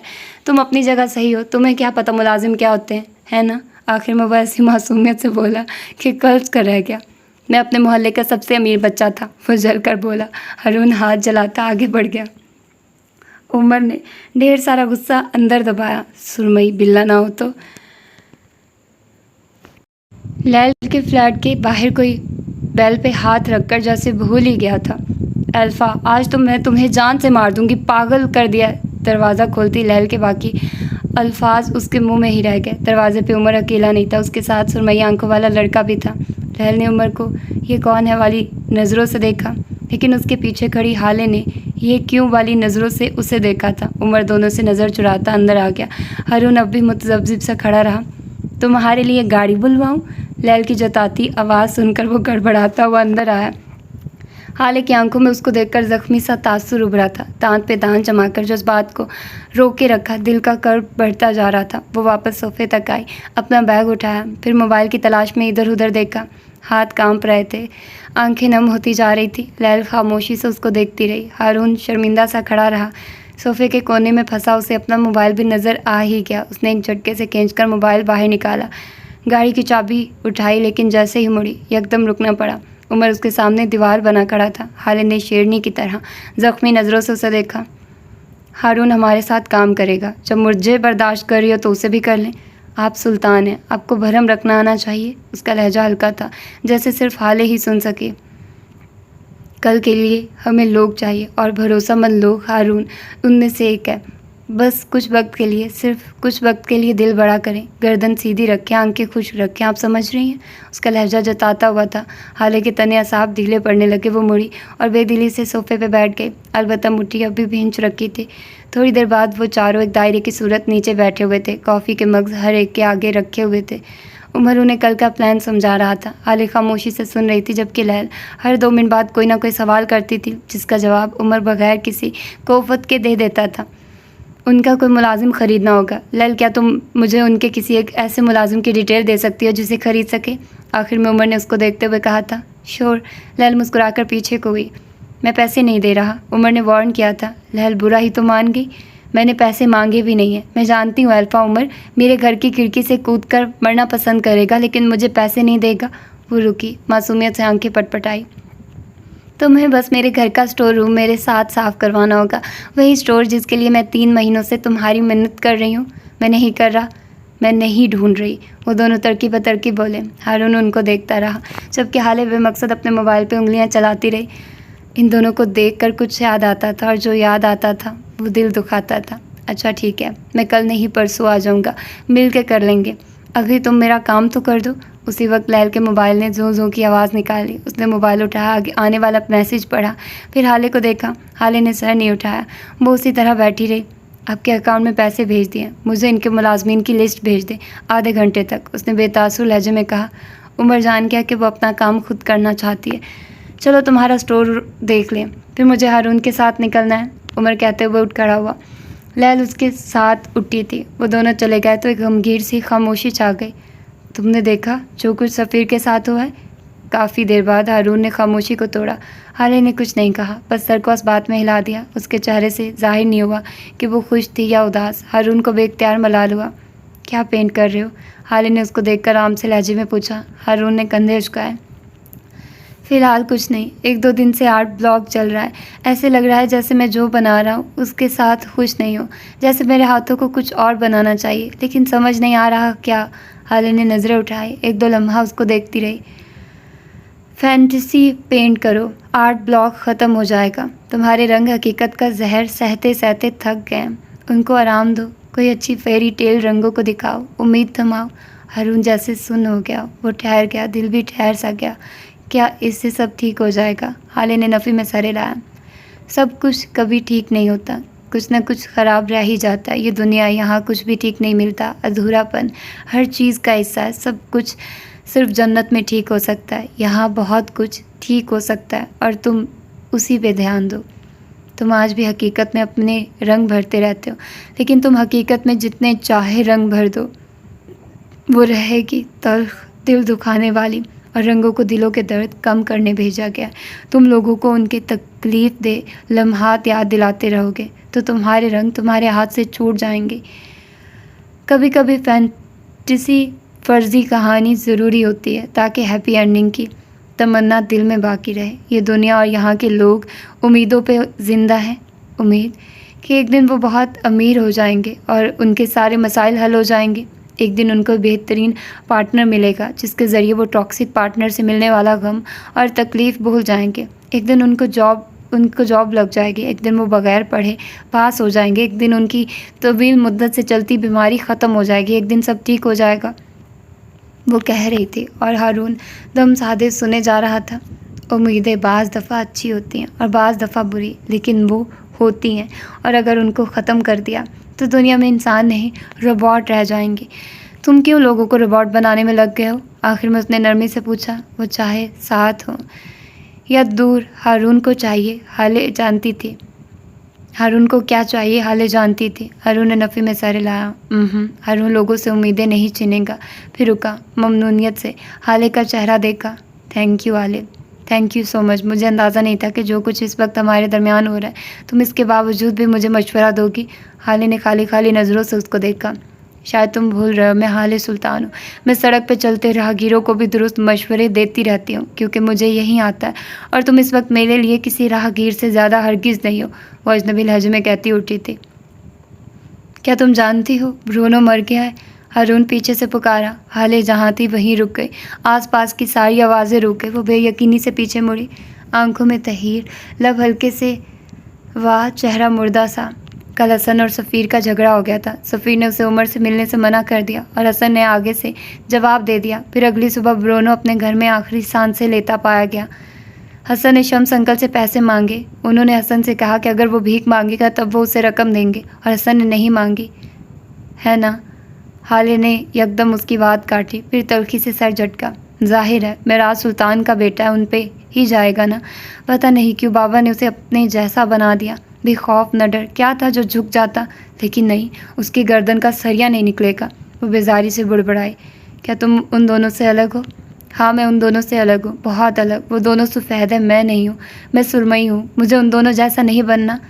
اگر اس دن بابا شمس چچا آگے جھک جاتے تو وہ مرتے نہیں، لیکن نہیں، ان کو تو آخرت کا خوف تھا، ان کو تو بس خدا کا خوف تھا، ان کو زندگی نہیں چاہیے تھی، اگر چاہیے بھی تھی تو یہ خیرات میں ملی ہوئی جھکی ہوئی زندگی نہیں۔ حالانکہ ان کو سوچنا چاہیے تھا کہ زندہ رہنا ہم سے چاہے جھک کر رہو چاہے سر اٹھا کر، میں ان جیسی نہیں ہوں۔ وہ رندے ہوئے لہجے میں اور بلند آواز میں کہے جا رہی تھی، مجھے زندگی چاہیے، مجھے میرے قریبی لوگ چاہیے۔ مجھ سے اگر ہیون کے سائن مانگے جاتے تو میں دے دیتی، کیونکہ میرے لیے میرا خاندان قیمتی ہے۔ مجھ سے اگر چچا ہیون سے ملحقہ زمین مانگتے تو مرنا پسند نہیں کرتی، میں زمین دے دیتی، کیونکہ میرے لیے میرا باپ قیمتی تھا، میری ماں قیمتی ہے، میرا بھائی قیمتی ہے۔ اس کے آنسو بھل بھل بہہ رہے تھے۔ اگر مجھ سے برونو کے بدلے بھیک مانگنے کو کہا جاتا تو میں مانگ لیتی، کیونکہ میرے لیے، اس نے سینے پہ انگلی سے دستک دی، میرے لیے میرا خاندان قیمتی ہے، میرے لیے میرا کتا بھی قیمتی ہے۔ خاندان کے لیے جھکنا پڑے تو جھک جانا چاہیے، کیونکہ اگر نہیں جھکو گے تو سارا خاندان ڈھہ جائے گا، جس طرح ہمارا خاندان ڈھہ گیا۔ اس کے لہجے میں دل چیر دینے والا دکھ شامل ہو گیا۔ بابا اگر سفید نہ رہتے، اگر وہ میری طرح سرمئی بن جاتے تو ہمارا خاندان بچ جاتا، بابا بچ جاتے، میں گیٹ میں نہ رہتی، حسن اکیلا نہ رہتا، عمر غم زدہ نہ رہتا۔ وہ تھک کر صوفے پہ بیٹھ گئی۔ بابا کو سرمئی بننا چاہیے تھا، حسن کو بھی سرمئی بننا چاہیے تھا، ان کو میری طرح بننا چاہیے تھا۔ وہ تھکی تھکی سی بڑبڑا رہی تھی، ان کو میری طرح بننا چاہیے تھا۔ ہر اس انسان کو سرمئی بننا چاہیے جن کو اپنا خاندان بچانا ہو، جن کو اپنا باپ قتل نہیں کروانا، جن کو اپنے بچے یتیم، اپنی بیوی بیوہ نہیں کروانی، ان کو سرمئی بننا چاہیے۔ اس کی آواز ہلکی ہوتی گئی اور پھر وہ خاموش ہو گئی۔ ہارون اسی طرح بیٹھا رہا، ششتر، ساکت۔ مہراج انکل کو شمس انکل نے مار دیا، وہ اتنی ہلکی آواز میں بڑبڑایا کہ حالے کرنٹ کھا کر سیدھی ہوئی۔ وہ اس کے سامنے نہیں بولتی تھی کیونکہ وہ جانتی تھی ہارون سے بات کی تو جذبات میں سب کہہ دے گی۔ وہ دوست تھا اور دوستوں سے باتیں چھپی نہیں رہتی، چاہ کر بھی نہیں۔ وہ شل رہ گئی۔ اور ہارون ساکن، کیا کوئی راہگیروں کو اپنے باپ کے قتل کا راز بتاتا ہے؟ سلطان منزل کی طرف جانے والی گاڑی میں اس وقت خاموشی تھی۔ سفیر کو ریلیز کر دیا گیا تھا، سارا الزام اس کے ڈرائیور نے قبول کر لیا تھا۔ اس نے قبول کر لیا تھا کہ سفیر کی گاڑی میں منشیات رکھنے والا وہی تھا اور وہ یہ کام کافی عرصے سے کرتا آ رہا تھا، لیکن اس کے مہربان مالک اس کے ان کرتوتوں سے واقف نہیں تھے۔ ساری دنیا جانتی تھی یہ جھوٹ ہے، لیکن قانون کو ثبوت اور ملزم کا اقرار چاہیے ہوتا ہے۔ ایک ٹھوس ثبوت اور ایک اقرار ملزم کو مجرم بنا دیتا ہے۔ شمس سلطان کو زیادہ کچھ نہیں کرنا پڑا، انہوں نے بس ایک منشیات کی ترسیل کرنے والا کرائے کا گنڈا خریدا اور اس نے اقرار کر لیا کہ سفیر سلطان کا ڈرائیور اس سے بھاری مقدار میں منشیات خریدتا رہا ہے۔ چند مزید جھوٹ اور ایس ایچ او کا چائے پانی نکال کر بالآخر سفیر سلطان آزاد تھا۔ لیکن کیا واقعی وہ بس تھانے کی اس کوٹری سے آزاد ہوا تھا؟ لوگوں کی معائنی خیز نظروں، دبی دبی مسکراہٹوں، جملے کستی زبانوں سے تو اب وہ شاید کئی سال تک آزاد نہیں ہو سکتا تھا۔ سفیر پچھلی سیٹ پہ فروا کے سینے پہ سر رکھے ہوئے تھا۔ وہ سفیر کو لینے آئی تھی اور وہ چپ چاپ گاڑی میں آ کر بیٹھ گیا تھا۔ اس کی ماں گاڑی سے اتر کر نیچے نہیں آئی تھی، وہ کیمروں کی زینت نہیں بننا چاہتی تھی۔ سفیر بیٹے گردن سیدھی رکھو، تم سفیر سلطان ہو، فاتح، ناقابل تسخیر۔ یہ چھوٹے چھوٹے مسائل تو ہوتے رہتے ہیں، تمہیں کوئی ہرا نہیں سکتا، کوئی تمہیں گرا نہیں سکتا، تم ایک عظیم انسان ہو۔ وہ ہلکی آواز میں اس کے کان کے قریب کہہ رہی تھی۔ سفیر اسی طرح ان کے سینے میں سر رکھ کے بیٹھا رہا۔ کیا میں کچھ وقت کے لیے عام انسان نہیں بن سکتا؟ اس کی آواز تھکی تھکی تھی، جیسے کئی برسوں کا سفر کر کے آیا ہوں۔ کیا میں تھوڑی دیر کے لیے صرف سفیر بن سکتا ہوں؟ قابل تسخیر، ایک عام، ایک معمولی انسان۔ میں اپنے نام کے ساتھ یہ سلطان کا بوجھ لگاتے لگاتے تھک گیا ہوں ممی۔ میں فاتح نہیں بننا چاہتا، میں ہارنا چاہتا ہوں۔ فاتح کو آرام نہیں ملتا، اسے سکون نہیں نصیب ہوتا، اسے ایک کے بعد ایک جنگ کی تیاری کرنی ہوتی ہے۔ میں ہارنا چاہتا ہوں تاکہ کچھ وقت مل سکے اپنے ساتھ، تاکہ میں کچھ آرام کر سکوں۔ میری تھکاوٹ اب دل تک اترنے لگی ہے، مجھے سکون چاہیے۔ پلیز میرے نام کے ساتھ یہ سلطان عظیم، ناقابل تسخیر انسان کا ٹیگ ہٹا دے۔ میرا جسم اب مزید ان الفاظوں کا بوجھ نہیں سہ سکتا۔ لیٹ می لیو ممی، لیٹ می لیو، وہ ہارے ہوئے انداز میں کہہ رہا تھا۔ آنکھیں بالکل خشک بے تاثر تھی۔ فروا اس کا سر اپنے سینے سے ہٹایا۔ سفیر دوبارہ بے دم ہو کر لڑکھنا چاہتا تھا، لیکن فروا نے اپنے دونوں ہاتھوں سے اس کی گردن کو سیدھا کیا۔ میری بات سنو سفیر، وہ ہلکی سخت آواز میں کہنے لگی۔ تم سفیر نہیں بن سکتے، تمہارے نام کے ساتھ لگا سلطان یہ کوئی بوجھ نہیں ہے۔ ممی میں، اس نے کچھ کہنا چاہا جب فروا نے اس کی بات سختی سے کاٹ دی۔ صرف مجھے سنو، صرف مجھے۔ تمہارے نام کے ساتھ لگا سلطان بوجھ نہیں ہے، انعام ہے، غرور ہے، مقام ہے۔ تم اپنے نام کے ساتھ سلطان ہٹا دو گے تو پھر کیا کرو گے؟ کیا کیڑے مکوڑوں جیسی بے نام زندگی گزارو گے؟ تم اگر قابل تسخیر بن گئے تو ہر کوئی تمہیں ہرا دے گا، ہر آتا جاتا ہیرا گہرا ہر کوئی۔ تم اگر عظیم نہیں بنو گے تو کوئی تمہارا ذکر تک نہیں کرے گا، کوئی تمہاری بات نہیں کرے گا۔ تم چاہتے ہو تم ہار جاؤ، تم فاتح نہیں بننا چاہتے کیونکہ تمہیں لگتا ہے ایک فاتح انسان پہ ذمہ داریاں ہوتی ہیں۔ لیکن کیا تم نے کبھی یہ سوچا ہے کہ فاتح کا مقام کیا ہوتا ہے؟ فاتح عظیم ہوتا ہے سفیر، اس پہ جتنی ذمہ داریاں ہوتی ہیں وہ اتنا عظیم ہوتا ہے۔ ہارنے والے کا کوئی نام نہیں ہوتا، اسے کوئی یاد نہیں رکھتا، اس کی کوئی بات نہیں کرتا۔ تم ایک ہارے ہوئے انسان کی طرح آرام کرنا چاہتے ہو، اس انسان کی زندگی میں بس آرام ہی رہ جاتا ہے سفیر۔ تم ایک عظیم انسان ہو، ایک اعلیٰ خاندان کی اعلیٰ انسان، تم فاتح ہو، تم سلطان ہو، تم وہ اور بھی بہت کچھ کہہ رہی تھی، لیکن سفیر نہیں سن رہا تھا۔ اس نے تھک کر سیٹ کی پشت پہ اپنا سر ٹکا دیا، گردن ڈھلکا دی اور آنکھیں موند لی۔ یہ الفاظ اس کے لیے نئے نہیں تھے، وہ اس وقت میں واپس گیا جہاں سے ان الفاظوں کی شروعات ہوئی تھی۔ 10 سالہ سفیر بری طرح رو رہا تھا، اس کی آنکھیں رو رو کر سوج گئی تھی، گالوں پہ آنسوؤں کے خشک نشان رہ گئے تھے۔ اس کی ماں اپنی کسی دوست کے ساتھ لنچ کرنے گئی تھی۔ اب جب وہ واپس آئی تھی تب سے اپنے اکلوتے بیٹے کو روتے ہوئے دیکھ رہی تھی۔ اس کی بھوری آنکھوں میں ناپسندیدگی تھی۔ وہ آج سے کئی سال پہلے بہت خوبصورت ہوا کرتی تھی، لمبے بال، بے داغ چہرہ، خوبصورت بھوری آنکھیں، اور ہاں، اب تک اس نے کوئی سرجری، کوئی بوٹیکس بھی نہیں کروایا تھا۔ تم آخر کب تک لوزرز کی طرح روتے رہو گے سفیر سلطان؟ اس نے اپنے سامنے بیڈ پہ بیٹھے ہوئے اپنے 10 سالہ بیٹے کو مخاطب کیا۔ ڈیڈ نے مجھ پہ شاؤٹ کیا، میری سائیکل توڑ دی، اس نعیم نے اور ڈیڈ نے مجھ پہ شاؤٹ کیا، انہوں نے آپ کے بارے میں برا کہا، انہوں نے کہا میں ان کا بیٹا نہیں ہوں، مجھے بہت ہرٹ ہو رہا ہے، اس نے روتے ہوئے بتایا تھا۔ فروہ نے نخوت سے ہاتھ جلایا۔ تمہارے ڈیڈ نے تم پہ اس لیے شاؤٹ کیا کیونکہ تم بزدل ہو، کیونکہ تم رو رہے تھے، کیونکہ تم اپنا بدلہ لینا نہیں جانتے۔ اگر اس بچے نے تمہاری سائیکل توڑ دی تو تمہیں چاہیے تھا وہی موٹے بڑے پتھر اس کے سر پہ مارتے، اس کو سائیکل پہ مارتے، تمہیں معاف کرنے کی بجائے بدلہ لینا چاہیے تھا۔ سفیر رونا بھول کر ان کو دیکھے گیا۔ تمہیں رونے کی بجائے اسے رلانا چاہیے تھا۔ مجھ سے وعدہ کرو سفیر کہ آج کے بعد تمہاری آنکھوں سے ایک آنسو نہیں گرے گا، وعدہ کرو۔ اس نے سفیر کا نرم چھوٹا ہاتھ اپنے ہاتھ میں لے لیا۔ وعدہ کرو سفیر، تم آئندہ رو گے نہیں، تم آئندہ معاف نہیں کرو گے، تم اب سے بدلہ لو گے۔ پوری آنکھوں والے بچے نے میکانیکی انداز میں اپنا سر اس بات میں ہلا دیا۔ آنکھ کے بدلے آنکھ، خون کے بدلے خون، اپنا بدلہ لینا سیکھو سفیر، تم ایک عظیم انسان ہو، تم فاتح ہو، تم 13 سالہ سفیر کو آج ایک بار پھر اپنے باپ کا سخت رویہ برداشت کرنا پڑا تھا، لیکن آج حالات مختلف تھے۔ وہ رو نہیں رہا تھا، اس کی آنکھیں بس ہلکی گلابی تھی، چہرہ سرخ۔ اس کی ماں ایک بار پھر اس کے پاس بیٹھی تھی۔ میں نے بس ڈیڈ سے اتنا کہا تھا کہ مجھے بھی ویسی گھڑی چاہیے، میں نے کچھ غلط تو نہیں کہا تھا، لیکن ڈیڈ نے اس بچے کے سامنے مجھے اتنا بے عزت کیا۔ آخر کیوں وہ مجھ سے اتنی نفرت کرتے ہیں؟ کیوں وہ بڑے پاپا کی طرح مجھ سے پیار نہیں کرتے؟ وہ رن سے کہہ رہا تھا۔ پروہ نے افسوس سے اس کو دیکھا۔ وہ تم سے پیار اس لیے نہیں کرتے کیونکہ تم کم عقل ہو۔ سفیر نے متعجب نظروں سے ان کو دیکھا۔ وہ گھڑی اس برانڈ کی ریئر کلیکشن ہے جس کا سارا سٹاک ہاتھوں ہاتھ بک جاتا ہے۔ تمہارا باپ صحیح تھا کیونکہ وہ گھڑی تمہیں نہیں مل سکتی تھی، تمہیں وہ گھڑی چھین لینی چاہیے تھی۔ سفیر ٹھہر سا گیا۔ دنیا کی ہر اچھی چیز پہ سفیر سلطان کا حق ہے۔ تمہیں جو چیز پسند آئے اسے چھین لو، اسے حاصل کر لو، کیونکہ یہ تمہارا حق ہے۔ تمہیں ان سب چیزوں کے لیے اپنے باپ یا میرے پاس آنے کی ضرورت نہیں ہونی چاہیے۔ تمہیں اپنا حق لینا آنا چاہیے۔ ممی لیکن وہ گھڑی میری نہیں تھی۔ تو ہو جاتی، جو چیز تمہیں پسند ہو وہ تمہاری ہے، اس کے لیے کسی کے آگے جھکنے، کسی کے آگے گڑ گڑانے کی ضرورت نہیں ہے۔ وعدہ کرو اب سے جو کچھ تمہیں پسند ہوگا تم اسے مانگو گے نہیں، وعدہ کرو سفیر۔ بھوری آنکھوں والے بچے نے ایک بار پھر اپنا ہاتھ اس عورت کے ہاتھ پہ رکھ دیا تھا۔ وہ عورت اب بھی بول رہی تھی، دنیا کی ہر اچھی چیز پہ تمہارا حق ہے، تم سفیر سلطان ہو، تم عظیم ہو، تم فاتح ہو، تم 16 سالہ سفیر سلطان اپنے کمرے کی بالکنی میں اداس بیٹھا تھا۔ اس کے چہرے پہ ملال تھا، حسرت تھی۔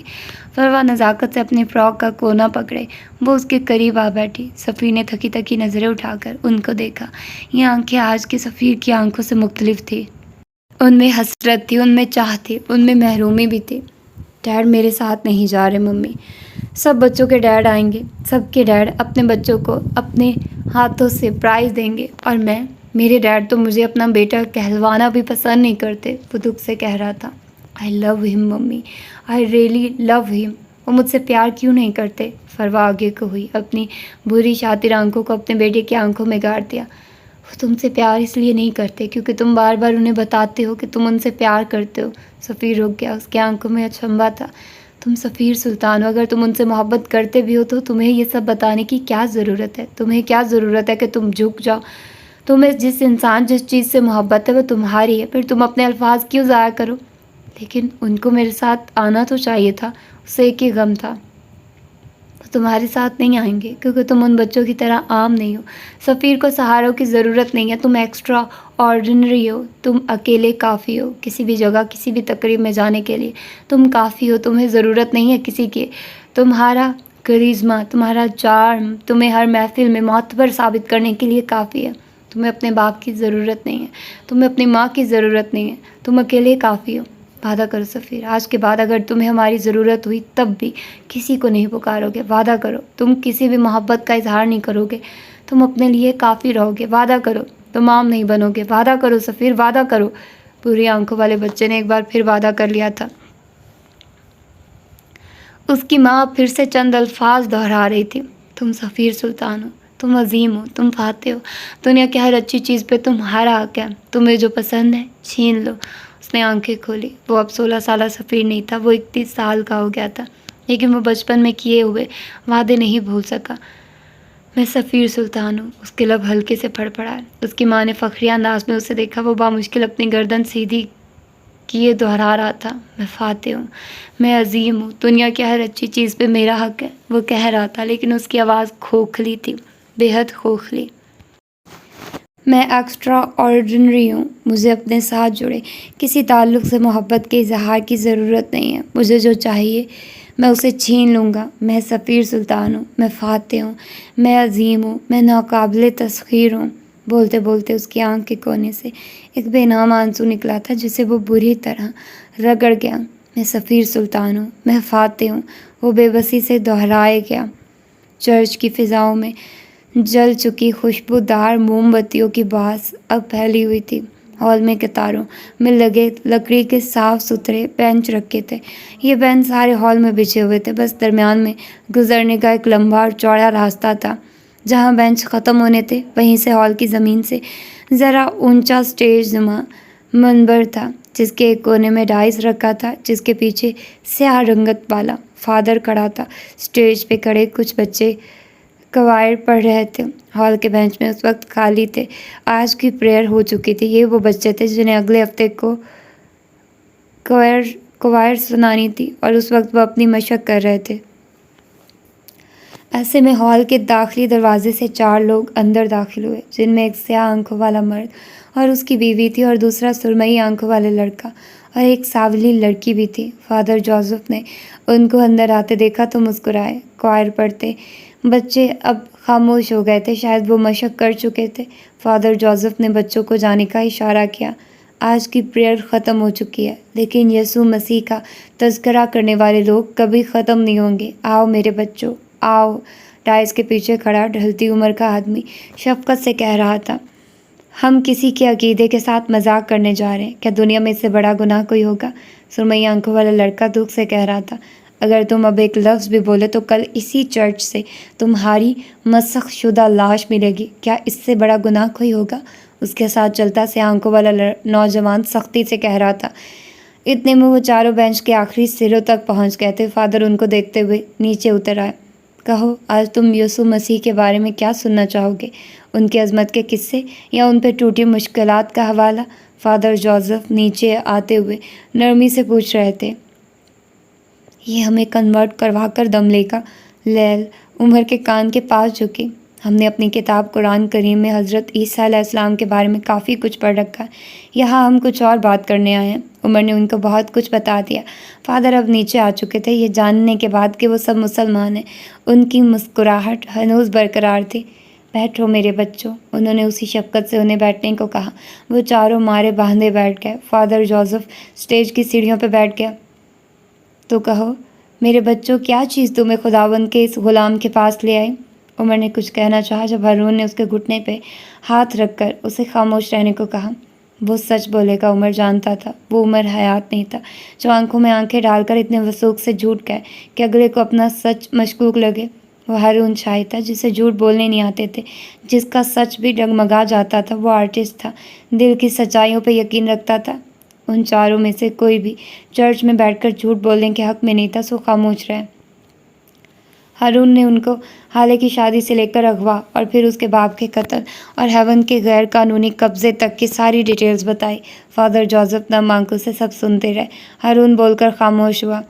ہمیں صرف شاہ تاج کبیر کے گھر تک رسائی چاہیے۔ ان کی ہیڈ ملازمہ آپ کی سگی بھتیجی ہے۔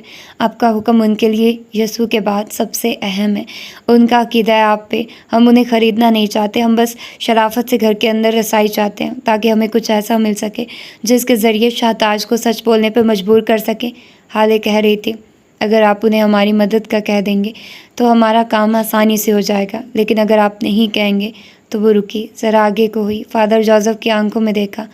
کام تو ہمارا پھر بھی ہو جائے گا، لیکن آپ کی بھتیجی غیر محفوظ ہو جائے گی، شاہ تاج کی جانب سے بھی اور ہماری جانب سے بھی۔ اصل میں کیا ہے نا، میرا شوہر ذرا سر پھرا ہے، بات بات پہ گن نکال لیتا ہے۔ عمر نے مسکراہٹ دبائی۔ انہوں نے مجھے میرا شوہر کہا اور میرا کزن وہ 10 سال کی عمر میں قتل کر چکا ہے۔ اب تو خیر اس کے لیے یہ سب کوئی مسئلہ ہی نہیں ہے۔ اب آپ بتائیے آپ کیا چاہتے ہیں؟ وہ واپس پیچھے کو ہوئی۔ اگر آپ ہماری مدد کر دیں گے تو آپ کی بھتیجی کی ذمہ داری ہماری، اور اگر نہیں کرتے تب بھی سوچ لیجئے۔ اس کا لہجہ دھمکاتا ہوا ہرگز نہیں تھا، اسے واقعی بات کرنے کا فن آتا تھا۔ فادر جوزف نے ایک گہری سانس لی۔ ابھی وہ کچھ کہتے کہ اگر آپ کو ہم پہ کوئی شک ہے تو پہلے یہ تصاویر دیکھ لیجئے، آپ کو فیصلہ کرنے میں آسانی ہوگی۔ اس نے عمر سے ہیون اور وہاں کے بچوں کی تصاویر لی تھی، یقیناً وہ یہی تصاویر ان کو دکھا رہی تھی۔ فادر جوزف آگے کو ہوئے۔ جیسے جیسے وہ تصاویر دیکھتے گئے ان کا چہرہ یہ بتانے کے لیے کافی ہوتا گیا کہ وہ یقیناً ان کی مدد کریں گے۔ چرچ میں ذرا دیر کو خاموشی چھا گئی۔ تھوڑی دیر بعد فادر جوزف نے اپنی مہربان آواز میں کہنا شروع کیا، تم چاروں خداوند کی طرف سے بھیجے گئے اینجلز ہو۔ لیل اور عمر نے بیک وقت اپنے کانوں کو ہاتھ لگائے۔ یقیناً یہ ان کی بات نہیں ہو رہی تھی۔ ہر دور میں خداوند کچھ سینٹ لوگوں کو زمین پہ بھیجتا ہے۔ تم وہی ہو، میں جان گیا ہوں تم وہی ہو۔ میں خداوند کی خاطر تمہاری مدد کروں گا۔ میڈونا قصر کبیر کی ہیڈ ملازمہ ابھی آتی ہی ہوگی، وہ ہر روز اس وقت آتی، میں تم سب کو اس کے ساتھ بھیج دوں گا۔ سچائی کی جیت ہوگی، خداوند تمہارا مددگار ہو۔ میں آپ کو بتا دیتا ہوں آپ نے کیا کہنا ہے۔ عمر بولتے ہوئے اٹھ کھڑا ہوا۔ تھوڑی دیر بعد وہ چاروں ہال کے دائیں طرف بنے دوسرے داخلی دروازے کی اوٹ میں کھڑے تھے۔ کیا خداوند مجھے میرے گناہوں کے لیے معاف کر دے گا؟ کیا وہ مجھ پہ بھی رحم کرے گا؟ چرچ کے بینچ پہ بیٹھی میڈونا اپنی نم آنکھوں کو پونچھتی ہوئی کہہ رہی تھی۔ اس نے لمبی سفید اسکرٹ کے نیچے سیاہ منی کوٹ پہن رکھا تھا، بالوں کو چھوٹے سے سیاہ اسکارف میں لپیٹے اس کا سانولا چہرہ رویا رویا سا تھا۔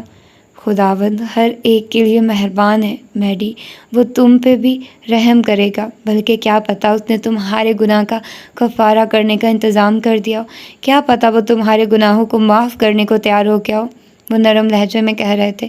میڈونا نے سرخ ہوتی آنکھوں سے انہیں دیکھا۔ کیا ایسا ممکن ہے؟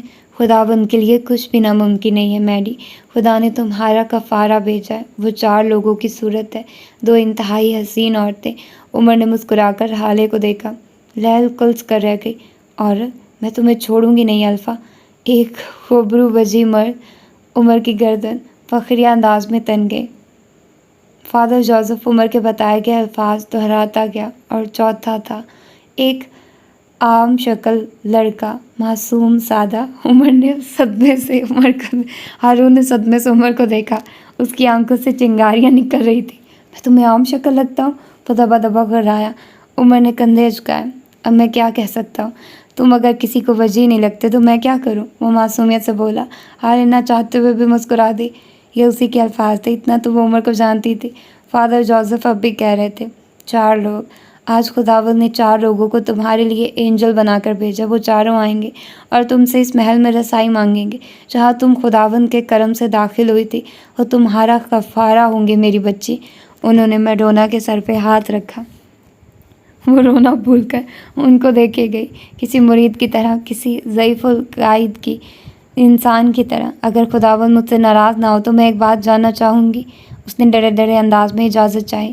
کھل کر کہو مائی چائلڈ، خداوند بس رحم کرنا جانتا ہے، انہوں نے تسلی دی۔ کیا یہ میرے مالکوں سے غداری نہیں ہوگی؟ اس کا لہجہ خوف زدہ تھا۔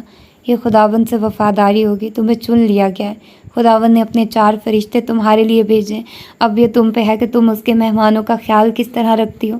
وہ کچھ اور بھی کہہ رہے تھے، لیکن لیلا اور عمر استغفار پڑھتے ہوئے وہاں سے نکل گئے۔ یقیناً یہ ہماری بات نہیں ہو رہی، وہ دونوں ایک ساتھ بڑبڑائے تھے۔ اپنی گاڑی کی طرف جاتے ہوئے عمر حیات کا چہرہ دمک رہا تھا۔ آج مجھے انسانیت پہ یقین آ گیا، مطلب آج بھی اس دور میں بھی اچھے لوگ ہیں۔ مجھے تو یقین نہیں آ رہا وہ آدمی کس طرح ہیون کے بچوں کے لیے اتنا سب کر گیا۔ سچ ہے، انسانیت ہمیشہ سب سے پہلے آتی ہے، وہ مروبیت سے کہتے ہوئے گاڑی کا دروازہ کھول کر اندر بیٹھ گیا۔ حالے اس کے ساتھ آ کر بیٹھی تھی، اور لیل ہارون کے ساتھ پچھلی سیٹ پہ۔ ویسے مجھے بھی یقین نہیں آ رہا وہ آدمی انسانیت کا علم بردار ہے، لیل نے تائید کی تھی۔ حالے نے ایک نظر ان دونوں کو دیکھا، پھر فخر سے گردن تان کر بیٹھے ہارون کو دیکھا، جو اپنے بولے گئے سچ کی جیت پہ مغرور سا بیٹھا تھا۔ آپ لوگوں کو لگتا ہے یہ سچ کی جیت ہے یا پھر انسانیت کی؟ آپ لوگوں کو لگتا ہے وہ آدمی ہیون کے بچوں کی خاطر ہماری مدد کرنے کو مان گیا؟ کس دنیا میں رہتے ہیں آپ؟ حالے اپنے موبائل پہ جھک گئی اور پھر ان تینوں کو موبائل نے ایک ساتھ ایک واٹس ایپ نوٹیفیکیشن کی نوید سنائی تھی۔ حالے نے ان کو میسج کھولو کا اشارہ کیا۔ وہ تینوں ناسمجھی سے اپنا موبائل اٹھا کر دیکھنے لگے۔ اس میں فادر جوزف کے خلاف 3 FIR دائر تھی، جن میں صاف صاف لکھا تھا کہ چرچ سے ملحقہ زمین یہ فادر جوزف نے ناجائز قبضہ کر رکھا ہے۔ اگلی تصویر میں چرچ سے غائب ہونے والی ایک بھاری بھرکم رقم کی FIR تھی، جس میں لکھا تھا کہ یہ ساری رقم فادر جوزف نے چوری کی اور الزام اپنے ساتھی فادر پیٹر پہ لگا دیا ہے۔ اگلی کچھ تصاویر میں ان دونوں کارناموں کے ثبوت تھے۔ ان تینوں نے بے دم ہو کر موبائل والا ہاتھ گرا دیا۔ آج میرا انسانیت پر سے اعتبار اٹھ گیا۔ وہ تینوں کوئی انداز میں یک زبان ہو کر بولے تھے۔ ان کا غم بہت بڑا تھا۔ قصر کبیر کو اب اگر اس صدی کا محل کہا جائے تو یہ کوئی مبالغہ آرائی نہیں ہوگی۔ 3 منزلہ شیشوں سے ڈھکی مغرور عمارت۔ اگر تمہیں اس شیشوں کے محل میں جانے کا موقع ملے تو تم ایک بھاری قدم بھی نہ اٹھاؤ۔ یہ محل اتنا نازک لگتا تھا، لیکن در حقیقت یہ نازک نہیں تھا۔ قصر کبیر گولائی میں بنی عمارت تھی اور اس کے گرد گولائی میں ہی ایک سخت شیشوں والی دیوار بنی تھی، جس نے سارے قصر کے گرد پہرا بٹھا رکھا تھا۔ چاروں اطراف میں کھڑے باوردی ملازم اور ایک جانب بنا سیکیورٹی آفیسر کا اونچا کیبن، جہاں وہ قصر کو چاروں اطراف میں پھڑپھڑاتے پرندے اور چھوٹے سے چھوٹے جانور کو بھی اپنی جدید CCTV میں دیکھ سکتا تھا۔ واو! قصر کبیر کے باہر کھڑے ان چاروں کے منہ سے بے اختیار ایک ہی لفظ نکلا تھا۔ پھر چاروں گڑبڑا کر سیدھے ہوئے خفت سے ایک دوسرے کو دیکھا۔ ان کے چہروں پہ ماسک لگا تھا۔ اسی وقت میں رونا باہر آئی۔ سیکیورٹی افسر ان کو دیکھتے نیچے اتر آیا۔ باوردی ملازم ان کے آس پاس کھڑے مشکوک نظروں سے انہیں دیکھ رہے تھے۔ تم نے CCTV ڈسیبل کروا دیا تھا نا؟ مجھے پورے ملک میں اشتہار ہی مشہور نہیں ہونا تھا، اس لیے کر دیا۔ لہل عمر کے کان کے پیچھے پاس جھکی تھی۔ عمر نے اس بات میں سر ہلایا۔ تب تک میڈونا ان کے قریب آ کر رکی تھی۔ اس کی نظروں میں عقیدت تھی، اعتقاد تھا۔ وہ چاروں کندھے سے کندھا ملا کر کھڑے تھے۔ میڈونا انہیں عقیدت بھری نظروں سے ان کو دیکھتی رہی۔ تم چاروں خداوند کی طرف سے بھیجے گئے اینجل ہو نا؟ وہ کوئی انداز میں کہنے لگی۔ تم دونوں؟ اس نے حالے اور لہل کی جانب اشارہ کیا۔ تو انتہائی حسین عورتیں۔ حالے نے اس بات میں سر ہلایا۔ لہل خود کو عورت کہہ جانے پہ اعتراض کرنا چاہتی تھی، لیکن حالے نے اس کا ہاتھ دبا کر کچھ بھی کہنے سے روک دیا۔ اب وہ آگے آئی، عمر اور ہارون کے سامنے کھڑی ہوئی۔ ان دونوں نے اپنے ماسک ذرا سا سرکائے۔ تم وہی ہو نا، خوبرو وجہ مرد؟ اس نے ہارون کی سرمئی آنکھوں کو دیکھتے ہوئے کہا۔ ہارون بے اختیار مسکرایا۔ اور تم وہ عام شکل لڑکے؟ تم چاروں میرے پیچھے آؤ۔ آپ کو غلط فہمی ہوئی ہے۔ وہ خوبرو مرد خداوند نے تمہاری چالیں تم پہ اڑ دی۔ ہارون نے اس کی بات کاٹی۔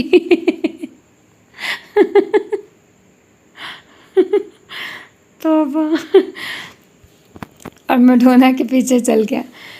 عمر جل کر رہ گیا۔ مجھے عورت کہلوانے کا انجام دیکھ لیا؟ لہل جتاتے ہوئے کہتی اس کے سامنے سے نکل گئی۔ حالے 2 قدم آگے آئے، اپنے ہاتھ میں پکڑا ٹیشو پیپر عمر کے آگے کیا۔ اپنے آنسو پونچھ لینا، عام شکل مرد، وہ سنجیدگی سے کہتی آگے بڑھ گئی۔ عمر نے سب سے ان تینوں کو دیکھا۔ جلتے ہیں میرے حسن سے؟ 1 منٹ میڈونا، تم انہیں اس طرح اندر لے کر نہیں جا سکتی، مجھے ان کی سیکیورٹی کلیئرنس چاہیے۔ دروازے پہ کھڑا باوردی ملازم اور سیکیورٹی افسر ایک ساتھ کھڑے تھے۔ میڈونا رکے۔ یہ چاروں لوگ میرے ساتھ ہیں اور میں کون ہوں؟ میں تم سب کی ملکہ ہوں۔ تم سب میرے انڈر کام کرتے ہو۔ کیا ان کی سیکیورٹی کلیئرنس کے لیے یہ کافی نہیں کہ یہ لوگ میرے ساتھ ہیں؟ وہ ایسے روب دار انداز سے بولی کہ سیکیورٹی افسر خود بخود دور ہٹ گیا۔ تمہیں اپنی ہیڈ سے بات کرنے کی تمیز سیکھ لینی چاہیے موئز، ورنہ میں تمہیں یہاں سے نکلوانے کا اختیار رکھتی ہوں۔ وہ نخوت سے کہتی آگے بڑھ گئی۔ شاہی محل کا دروازہ کھلا اور وہ چاروں اندر داخل ہوئے۔ عمر نے اپنی عقاب جیسی آنکھوں سے طرف کا جائزہ لینا شروع کیا۔ لان میں سامان یہاں سے وہاں بکھرا پڑا تھا۔ یقیناً یہ 1 ہفتہ بعد ہونے والی پارٹی کی تیاری ہو رہی تھی۔ لوگوں کا ایک ہجوم تھا جو یہاں سے وہاں بھاگ کر کام نپٹا رہا تھا۔ یہ اتنا نازک گھر بنانے کی کیا ضرورت تھی؟ بندہ سخت قدم بھی نہیں رکھ سکتا، کہیں ٹوٹ ہی نہ جائے۔ عمر سامنے دیکھتے ہوئے ناپسندیدگی سے بولا۔ لہل نے تائید کی تھی۔ اصل میں تمہارا مسئلہ سمجھ سکتا ہوں میں، تمہارے لیے سب کچھ نیا نیا ہے، یہ گھر، یہ نوکر چاکر، یہ ٹھاٹھ غریب جو رہے ہو تم، وہ افسوس سے کہہ رہا تھا۔ عمر نے سمجھنے والے انداز میں سر ہلایا۔ تم نے تھانہ دیکھا؟ اس نے گھر پہ نظر جمائے سوال کیا۔ نہیں دیکھا ہوگا، اگر دیکھا بھی ہوگا تو بس باہر سے، کبھی اندر جا کر دیکھو تو پتہ لگے کس طرح پولیس والوں کے ہاتھ اور منہ چلتے ہیں۔ وہ یہ نہیں دیکھتے کہ سامنے MNA کا بیٹا یا MPA کا، ان کے ہاتھ بس چلتے جاتے ہیں اور جسم پہ نشان پڑتے جاتے ہیں۔ جب تک بندے کا کوئی وارث پہنچتا ہے تب تک وہ یا تو گالیاں کھا کر غیرت سے ادموا ہو جاتا ہے یا پھر مار کھا کر ادموا ہو جاتا ہے۔ ویسے تمہارا باپ شہر سے ہے، باہر سے ہے نا؟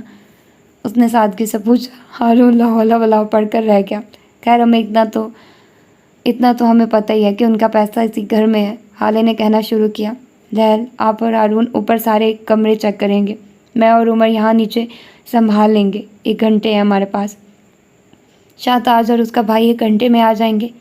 ایم آئی کلیئر؟ اس نے تینوں کو دیکھ کر تائید چاہی۔ 1 گھنٹہ اور محل نما گھر اور 1 گھنٹہ، یہ تو کھلا تضاد تھا۔ تو کیسا لگا آپ لوگوں کو یہ آج کا ایپیسوڈ؟ ہوپ فلی کہ آپ لوگوں نے انجوائے کیا ہوگا۔ اور عمر کے ساتھ کتنا برا ہوا، مجھے بہت ہنسی آئی اور بہت فنی سین ہے۔ اور میں آپ لوگوں کو بتاؤں، بہت ساری جگہوں پر مجھے ایسے لگا کہ مہرالنساء بہت زیادہ انسپائر ہیں حالم ناول سے۔ بہت سملر چیزیں ہیں جو حالم میں ہیں اور ادھر بھی اس کو کیا گیا ہے، جیسے کہ جو ہمیں آتا ہے اور جو ہمیں آتا ہے وہی ہماری جان بچاتا ہے۔ اور ایک تو فکرہ بالکل سیم تھا، وہ میرے مائنڈ سے نکل گیا، ایز اٹ از بالکل سیم تھا۔ وہ پتہ نہیں کیا تھا، کہ پتہ نہیں گرے والا ایک یہ بھی ہے حالم میں۔ وہ کہتی ہے نا کہ میں سرمئی ہوں، میں گرے ہوں، میں پوری طرح وائٹ نہیں ہو سکتی، میں پوری طرح وہ بھی نہیں ہو سکتی۔ تو یہ والی بات بھی ابھی حالے نے کی تھی۔ اور بھی بہت ساری باتیں ہیں جو مجھے لگا۔ اسی طرح میں آپ لوگوں کو بتا دوں، عزازیل بھی جو ہے نا وہ انسپائر ہے ناول آئی تھنک سو حالم سے اور جنت کے پتے سے، کیونکہ اس میں کچھ پزل ٹائپ بھی ہوتا ہے، میں بھی کچھ ہوتا ہے اس ٹائپ کا، اور بھی بہت کچھ ہے اس طرح سے۔ مجھے اور کون سا ناول لگا تھا انسپائرڈ ہے؟ ہاں، یہ جو ابھی ناول میں پڑھ رہی تھی، کیا نام ہے اس کا، کارپے ڈیم، کیونکہ اس کی رائٹر عزازیل کی رائٹر بھی رابعہ خان ہے اور کارپے ڈیم اس کی رائٹر بھی رابعہ خان ہے۔ تو یہ انسپائرڈ ہیں کافی نمر احمد سے، ٹھیک ہے؟ تو اس کا بھی کافی ملتا ہے، نو ڈاؤٹ۔ ناولز بہت اچھے ہیں، عزازیل کی کہانی بہت اچھی تھی، اگر آپ لوگ اس کو سنیں گے تو آپ لوگوں کو ایک بہت ہی الگ سٹوری تھیم ملے گا، ٹھیک ہے؟ اور جو کارپے ڈیم، واللہ اتنی مزے کی سٹوری ہے وہ، اس کی 1-2 دنوں تک ایپیسوڈز ختم ہو جائیں گے، مطلب وہ ناول کمپلیٹ ہو جائے گا، زیادہ لینتھی نہیں، 1000 تک اس کے پیجز تھے اور اب کوئی 3-4 اور ایپیسوڈز بنیں گے، وہ بھی کمپلیٹ ہو جائے گا۔ وقت کی بھی ابھی میرا خیال ہے رہتی ہیں 800 پیجز رہتے ہیں اس کے بھی، کیونکہ یہ 2000 پیجز تک کا ہے شاید، تو اس کی بھی اتنی رہتے ہیں نا، وہاں ابھی رہتا ہے آدھے سے تھوڑا کم، مطلب وہی 800 سم تھنگ۔ تو پھر یہ والا رہتا ہے، اور اس کے علاوہ ٹوٹا ہوا تارا کا آپ کو میں نے بتا دیا کہ اس کے 44 ایپیسوڈ ہیں، تو ہر روز میں ایک ایپیسوڈ دیتی ہوں، تو اس کی اب آئی تھنک سو 17-18 ایپیسوڈ ہو گئے ہیں، پتہ نہیں اتنی کوئی ایپیسوڈز تو ہو گئے ہیں، ٹھیک ہے؟ اور باقی یہ کیا رہ گیا، عنکبوت کی مجھے پتہ ہے وہ اس کو میں ریکارڈنگ، یار زیادہ تر ایسے ہوتا ہے کہ میں آپ لوگوں کو دے نہیں پاتی۔ عنکبوت کا ویسے بھی تمبنیل کا ایشو چل رہا ہے، میرے پاس جو پہلے تمبنیل تھا وہ سارا اڑ گیا، مطلب میں آج کل نئے تمبنیل بنا رہی ہوں، میں بہت زیادہ محنت کر رہی ہوں تمبنیلز پر، کیونکہ میں نے جنت کے پتے کا نیو تمبنیل بنایا ہے اور وہ بہت پسند آیا مجھے، بہت زیادہ۔ جنت کے پتے، اس کے بعد مالا کا، مالا نہیں، کیا نام ہے اس کا، نمل، واللہ اتنا خوبصورت اس کا بنا ہے نا، بہت پیارا ہے اس کا۔ اور اس کی تھیم میں نے کچھ، مطلب اس کی کلر تھیم میں نے طیبہ کی دیکھی تھی، تو مجھے وہ تھوڑی، میں اس سے انسپائرڈ ہوں، جیسے کہ یہ رائٹر نمر احمد سے انسپائرڈ تھی، میں اس سے انسپائرڈ ہو کر میں نے وہ تھیم تھوڑی لی تھی، لیکن میرا ٹوٹلی ڈفرینٹ ہے اس سے۔ آپ لوگ بتائیے گا کہ کون سا اچھا ہے زیادہ؟ آف کورس اس کا بھی بہت زیادہ اچھا تھا، لیکن میرا اسٹائل ڈفرینٹ ہے، بس میں نے کلر تھیم ویسی رکھی ہے۔ اور اس کے علاوہ کیا ہے کہ میں نے ابھی حالم کا بھی بنا لیا ہے اور یارم کا بھی بنا لیا ہے، اور مجھے یہ تھمبنیل بناتے ہوئے اتنا مزہ آ رہا ہے، کلر اسکیم اور اس کی ایڈیٹنگ، لیکن ٹائم بہت زیادہ لگتا ہے، کیونکہ مجھے جو چیزیں چاہیے ہوتی ہیں وہ صحیح سے ملتی نہیں ہیں، اور جب تک وہ صحیح سے ملتی نہیں ہیں میں ڈھونڈتی رہتی ہوں، یہاں سے ڈھونڈ وہاں سے ڈھونڈ، تو پھر وہ کافی زیادہ ٹائم ٹیکنگ ہوتی ہے۔ لیکن میں آپ لوگوں سے پوچھوں گی، میں آپ لوگوں سے جاننا چاہوں گی کہ آپ لوگ بتائیے کہ ان کے تھمبنیل کیسے ہیں. انشاءاللہ وقت کا بھی تھمبنیل میں چینج کروں گی. میں اس سے سیٹسفائیڈ نہیں ہوں اور اس کو میں بعد میں چینج کروں گی، تو اس کو بھی بعد میں دیکھیں گے. ابھی تو جو چل رہا ہے اس کو کرتی ہوں. جو پرانے ہیں ان کو میں تھمبنیل بنا رہی ہوں، ان کے پوڈ کاسٹ بھی بنا رہی ہوں. پوڈ کاسٹ کا بھی ایک تھمبنیل ہوتا ہے، اسکوائر میں ہوتا ہے، تو میں اسی تھمبنیل سے ہی پوڈ کاسٹ بھی بنا رہی ہوں. تو میں چاہتی ہوں کہ آپ لوگ مجھے بتاؤ، کیونکہ میں ان چیزوں پر بہت زیادہ محنت کر رہی ہوں، ٹائم لگا رہی ہوں.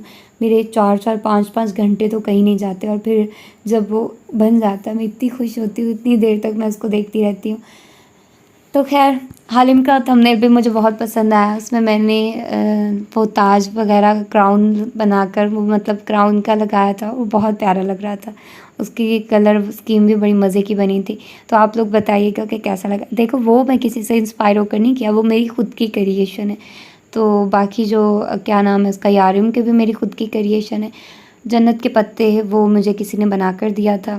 اور جو نمل ہے، نمل وہ میں نے خود بنایا تھا، لیکن اس کی تھیم میں نے طیبہ کی دیکھی تھی.